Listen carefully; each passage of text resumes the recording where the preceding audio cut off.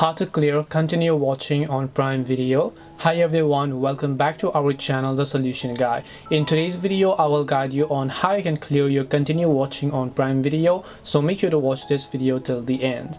You can do this process from your mobile app, otherwise you can also open your browser and instead go to primevideo.com.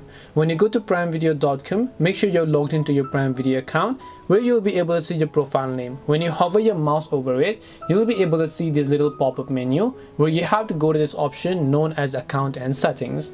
When you go to account and settings, on this page you'll be taken to account and settings, where what you need to do is you need to simply navigate to the one where it says watch history.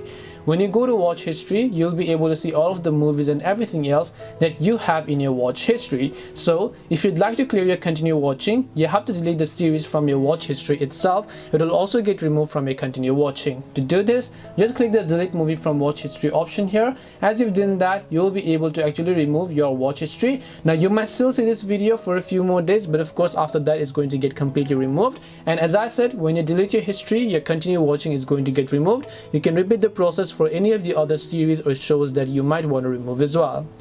Hope this video was very helpful. If you have any questions, feel free to leave them down. Thank you for watching and see you in our next video.